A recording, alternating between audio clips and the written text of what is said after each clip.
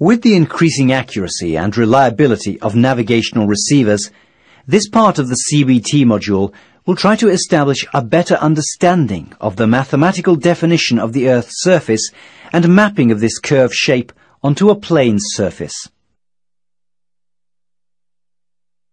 Chart projections constitute the way of representing the Earth's surface in a plane. Distortions are impossible to avoid when representing a surface with double curvature in a plane surface. Different methods for representing this are designed to keep certain properties of the ellipsoidal surface undistorted. The different possibilities are: conform. The charts are angular correct, i.e., any angle on the chart is exactly the same on the Earth. For example, Mercator or transverse Mercator projection. Equivalent. The areas on the chart are correct, i.e., the ratio between any area on the chart and the corresponding area of the Earth is correct. Charts used at sea for navigation are normally made in Mercator or transverse Mercator projection. On a Mercator chart, a straight line between 2 points represents the course between the points. Chart projections are classified according to the type of projection surface used. The three commonly used surfaces are the plane, polar projection, the cone, Lambert projection, the cylinder, Mercator projection. Most navigation charts are constructed using a cylinder projection. The two most commonly used of these are the Mercator and the transverse Mercator. Geodesy is the science concerned with the exact positioning of points on the surface of the Earth.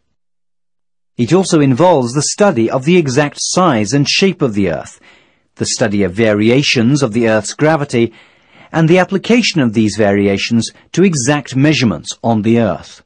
This figure represents a vertical slice through the Earth. It shows the uneven surface of the Earth, but for survey purposes, they are reduced to the geoid. The geoid is a surface along which gravity is always equal and to which the direction of gravity is always perpendicular.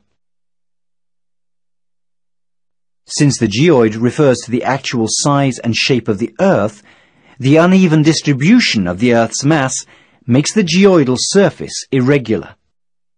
Such an irregular surface has serious limitations as a mathematical Earth model because it has no complete mathematical expression. Small variations in surface shape over time introduce small errors in measurement. The irregularity of the surface would necessitate a prohibitive amount of computations. For geodetic, mapping and charting purposes, it is necessary to use a regular or geometric shape that closely approximates the shape of the geoid, which has a specific mathematical expression. This shape is called an ellipsoid, which is referred to as a spheroid. Rotating an ellipse about its minor axis forms an ellipsoid. Geodesists use the term flattening to indicate how much an ellipsoid departs from a spherical shape. For the Earth, this flattening has a ratio of about 1/300th. Since the surface of the geoid is irregular and the surface of an ellipsoid is regular, many different ellipsoids have been developed to provide a best fit to the geoid for different areas of the Earth's surface. The figure shows two different ellipsoids. One fits well in Europe, but not in Africa. And the other fits well in Africa, but not in Europe. Before a particular ellipsoid can be used for positional calculations, its relationship to the geoid must be defined, and the definition of such a relationship is known as the datum. The ideal geodetic datum for a worldwide reference system is one that is truly geocentric and oriented through the two poles and the Greenwich meridian. Derived from this are the following two groups of datums. Local datums that are based on convenience and best fit a certain area. Satellite datums that are used for global references.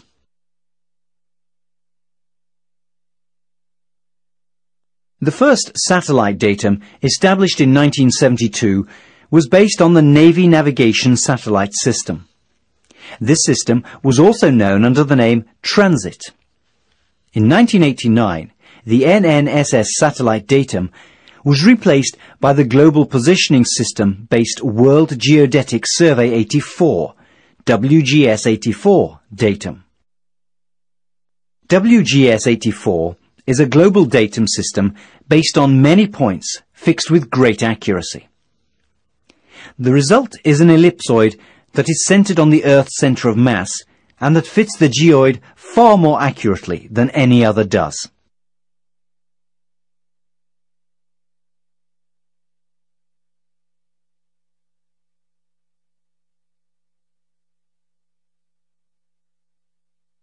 WGS-84 is the reference datum for GPS, and this relationship can be the source of significant error for navigators wishing to plot a GPS fix on a chart that is not referenced to WGS-84. In order to convert positions on one datum to positions on another, it is necessary to establish the relationship between a number of known points that are common to both datums.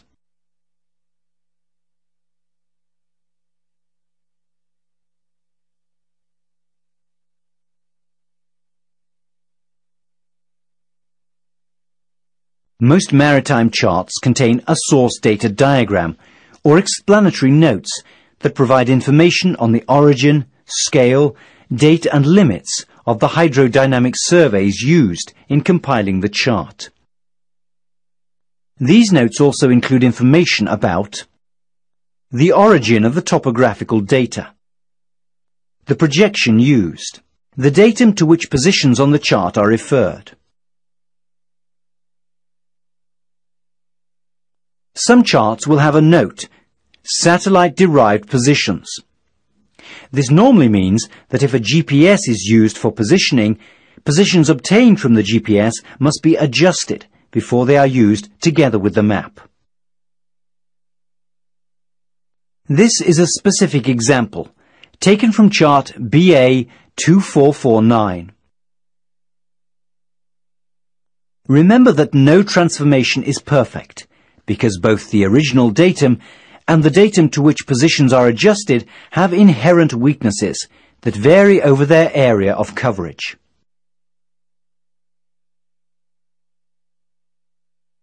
The parameters used within GPS receivers for the transformations from one datum to another are likely to be meaning values for the whole area, and their application, particularly in the extremities of the area of an inaccurately defined datum, could introduce errors of hundreds of meters. In conventional navigation, i.e. plotting ships' position manually onto the chart, it is better to keep the GPS receiver referenced to WGS-84 datum, and to apply the datum shift values shown on the chart to the WGS-84 position output from the receiver. Seen from a navigator's point of view, all charts should have been referenced to WGS-84. However, this is not likely to happen for many years. There are several reasons for this. WGS-84 is a relatively new datum. Even with sufficient economic backing, it would take a considerable period of time to replace existing charts with new additions using the new datum. Lack of control data in some parts of the world. Various political reasons in several countries delay the process. Some charts carry a note indicating that datum shift values for GPS-derived positions cannot be determined. These are charts for which insufficient detail is known about the horizontal datum. It is important to note that in the worst cases, such as isolated oceanic islands, positions may be several miles different from those derived from GPS. In such cases, mariners are advised to make greater use of traditional methods of observational position fixing when closing shore or navigating in the vicinity of dangers. The relative positions of features may be more reliable for navigation than the use of unadjusted satellite-derived positions on a chart whose horizontal datum cannot be defined. This illustration shows the horizontal datum differences in meters that exist between positions referred to OSGB 36, ED 50, WGS 72 and WGS 84 datums in the Dover Strait. Thus, for example, an uncorrected GPS position referred to WGS 84 datum plotted on a chart referenced to OSGB 36 datum would be 139 meters in error. Satellite navigation has made the art of position fixing extremely easy for everybody. However, position fixing is not the only parameter to take into consideration during a voyage, as long as safe and efficient navigation of a ship remains the goal. The author of this CBT believes that professional and experienced navigators will still be needed on ships for many, many years to come.